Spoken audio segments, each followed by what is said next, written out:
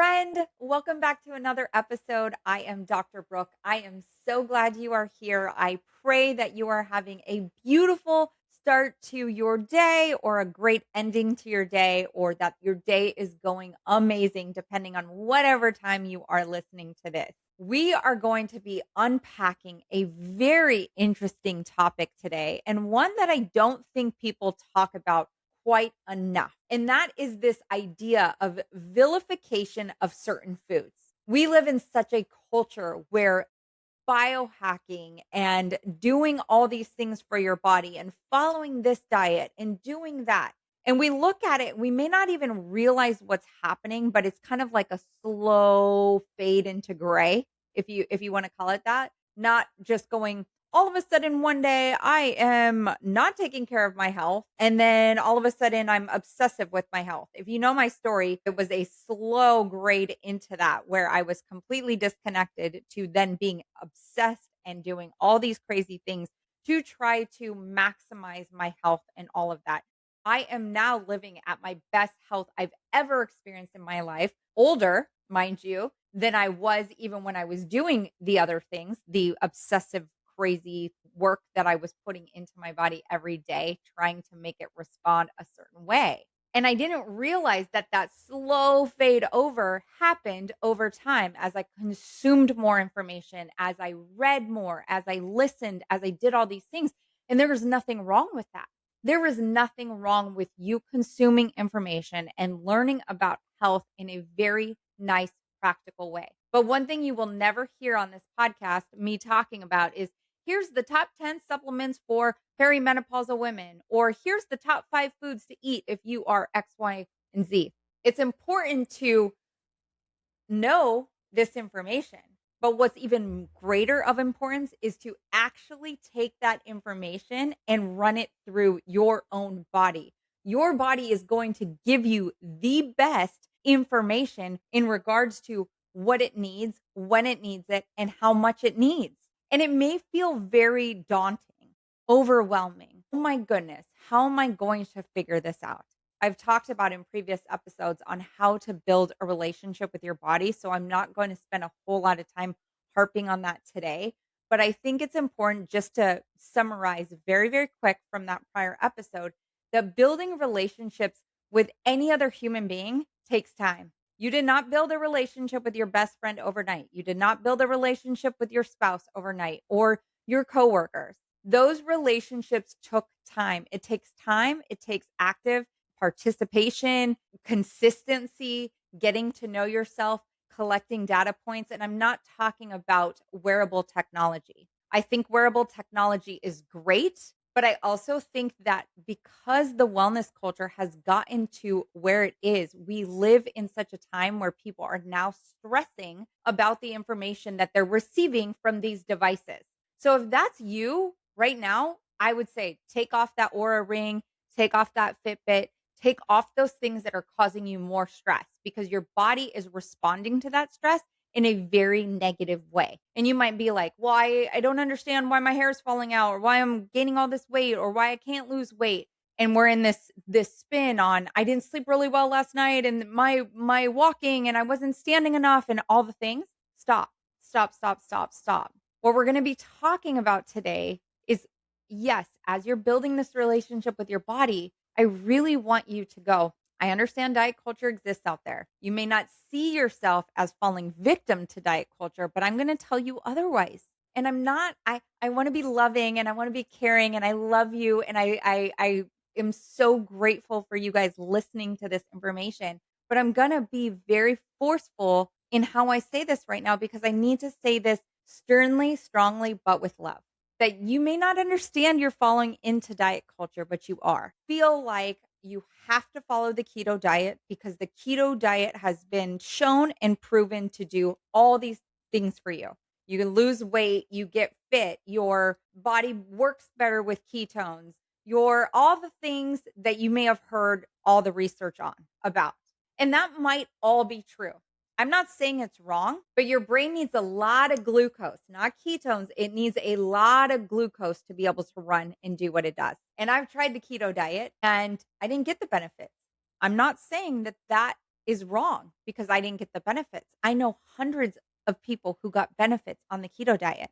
Then we've transitioned over here to only eating meat, maybe some eggs, and we're going on this carnivore diet because, hey, now we as humans have now our whole entire biology changed, and all we need to do is eat carnivore. Really, all these hundreds and thousands of years that humans have existed on this planet, where have we ever seen people just eating the carnivore diet, eating tons of meat and just eggs? Nowhere, nowhere, nowhere, nowhere. Now, I understand there's so much research to show that the carnivore diet is doing so many amazing things for people. I don't disagree with that. What I am talking about today is whether you're following a specific diet or not, and you're consuming this information from outside sources and places, let's ask your body really specific questions and stop vilifying certain things. Now, this episode last week that we had with Ali French from Courageous Wellness, if you haven't listened to that,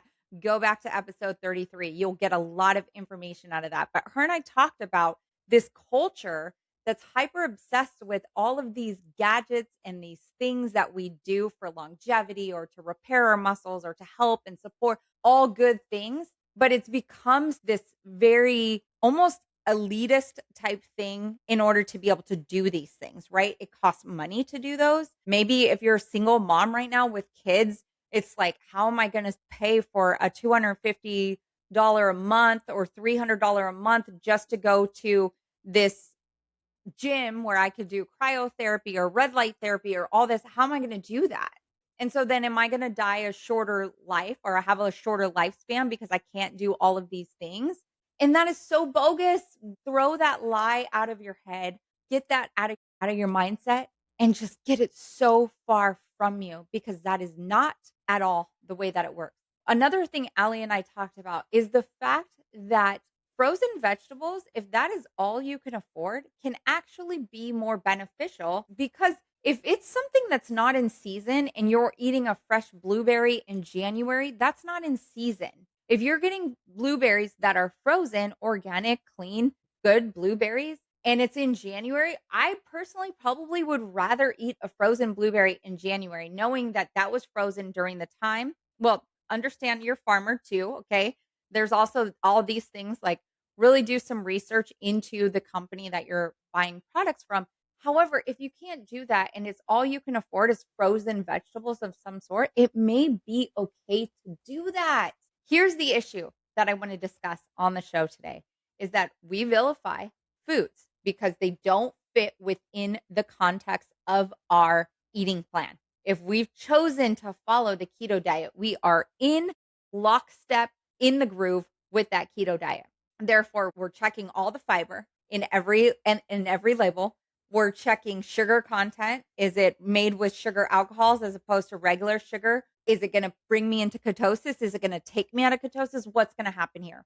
Or the carnivore diet, if it's a vegetable or it's a fruit, or nope, don't eat that. We don't eat plants anymore. We only eat anything from an animal. We don't eat fruits anymore. We don't eat vegetables anymore. We only eat straight meat and eggs. I've used this analogy before. You're cruising around and all of a sudden you feel like you're craving grapes. Yep, those stinky old sugar-filled grapes, you're craving them. But because you're on the keto diet, because it's going to take you out of ketosis, or because you're on carnivore and you don't eat this, or because you are following a strict guideline, you don't eat these things because they can be quote unquote bad for you.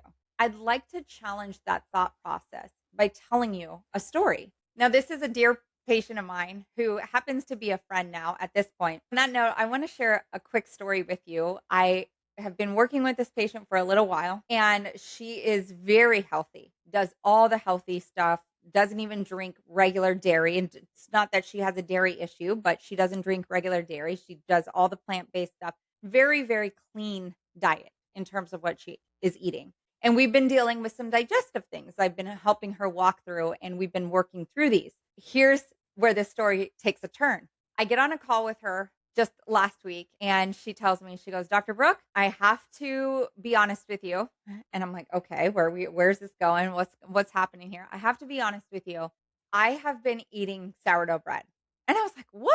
Okay. Well, first off, you're not doing anything wrong. Your body had said nothing about that sourdough bread in terms of it being a negative thing for her. She doesn't need to avoid it. It's working for her." And I said, "Okay, so what's the issue?" She goes, "I don't eat bread." And I'm like, "Okay." And she's like, "But for some reason, I've just wanted bread, and I just started eating bread." And she has a new relationship that had just started, and she was eating bread with this gentleman, and she was feeling like she needed to confess, almost like she sinned or something about having this sourdough bread. And I just chuckled and I laughed, and I'm like, "Okay." And she goes, "But what I've noticed is my digestion has shifted. It's changed. I'm not having any issues with the bread. My body actually my bowel movements were better today than they have ever been." And I'm like, "Girl, you better continue eating the bread. Eat the bread. Your body wants the bread." And I have to say that because we vilify these foods. We say these foods are bad, that we should not have them. And then what we realize is our body starts responding and working so much better. Now, I'm not saying to go wildly crazy and that's all you're consuming is sourdough bread at every single meal for every day of the rest of your life. Not at all. Our bodies ebb and flow. There are times when it's really, really, really needing more of those carbohydrates and that fiber rich food, and other times where it's just like, I really need a heavy protein dense things. Especially as women, our cycles really shift from week to week. And so there are certain things that we should be having more of each of those cycles of the week, right? Or each of the weeks during our cycle. And it's important to really allow your body to get louder and louder and speak to you in terms of what it needs. And the more that you develop this relationship with yourself, your body will get louder and it will start pulling you and having you gravitate to different things. And I just need to say this because I do know that we tend to vilify foods, and I've done this. I've done this. It's a junk food. Don't eat it. It's high in fat. Don't eat it. Oh, it's this or that. Don't eat it. Right? So we vilify that kind of stuff. But my challenge and my what I'm imploring you with today is to really, if you are craving a chip or some snacky food, I'm not opposed to you eating that food. What I'm opposed to happening is you then falling into the trap of it becoming this very habitual pattern and you can't get out of the snackiness. So with her, with that patient, her body did so much better with the bread, as you can see from this very real story of something that happened. And for me personally, when I was struggling in my journey to lose weight during chiropractic school and then after chiropractic school, and it was this really ugly journey. I've talked about it on other episodes of the pod. I'm not going to get into it now, but I remember so vividly. And I know this sounds so wildly crazy because it just doesn't make sense. And this is what I want you to understand. There are certain things that don't make sense.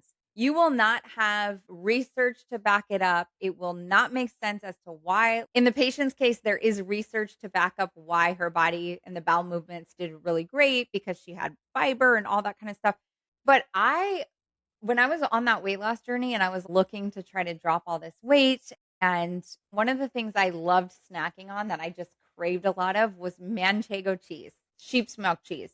Don't do traditional dairy, but I do eat sheep's milk and goat milk. And so I was having sheep milk cheese.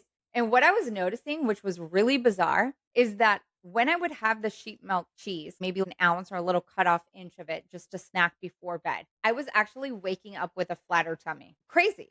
Crazy, crazy, crazy. And when I'm saying, like, yes, there's scientific research to show these kind of things, but what I don't want you to get stuck on is, oh, well, Brooke ate cheese right before bed and then woke up with a flatter stomach. This other lady ate bread, sourdough bread, and had better bowel movements. I want you to take that as information, but I want you to start filtering it through your own body. Like I said, it will get louder and louder and louder. And I don't want you to vilify foods. I don't want you to vilify foods. If any of this sounds very, very extremely overwhelming and you don't even know where to start, I get it. I get it. I get it. I get it. But go back, binge this whole entire podcast. You will gain so much understanding of your body in a way that's not really being spoken about, guys. This is not being spoken about. People don't talk about it. They want to get on the show and talk about these 5 supplements or this stuff. And it's all great, but we need to start quieting that noise and we need to allow our body to speak up and tell us what it needs. Now, we can definitely be a guiding force to that, right? Because we can eat the cauliflower or the broccoli or making good choices in the proteins and those things. But we don't have to say so rigid, I can't have this. This person said I can't have this. Allow your body to speak. There are going to be moments when you're just like, oh my gosh, I heard it so loud and clear. Dr. Brook was so spot on. And dang, I feel like I have a superpower because it truly is a superpower. I'm not even kidding, guys. I wake up in the morning.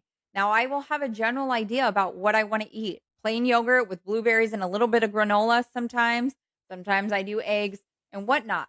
But there will be days where I'm very specific on I'm going to have this, and I'll open up the fridge to go put that together. And my body's like, nope, you're gonna have that. I'm like, okay, I'm gonna have that. And that's great. And I love it. And it's amazing.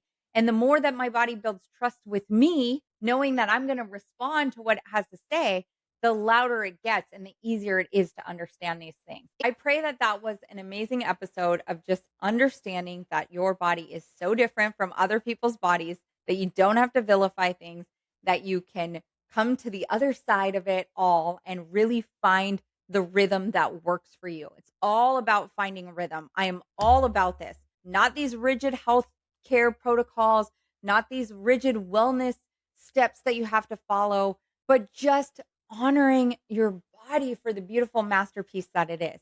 And if you are experiencing symptoms that you're just like, I cannot get to the bottom of this, what is happening, all these things, definitely can help you one on one. But my free resource for that would be the body signal decoder assessment. What this is just allows you to select of the top 8 signals that I have seen in practice and with patients that pop up for people and they don't know how to work these through. What is my body saying when I have chronic exhaustion? What is happening with these stress signals inside my body? How can I calm this down? How can I stop this? That body signal decoder assessment is going to help walk you through the body OS framework, which is the pausing, taking a moment to pause with your body, connect with it, ask it specific questions, being able to deduce down where the problem lies. It's not about getting the right answer, not about getting the right answer. It is just taking the next small step forward, and that is the adjust. So pause, connect, ask, and adjust. That link for the decoder will be in the show notes below. I pray that you have a beautiful week. If you are binging episodes, I will see you on the next one. And if not, I will see you next week. Have a great and beautiful day.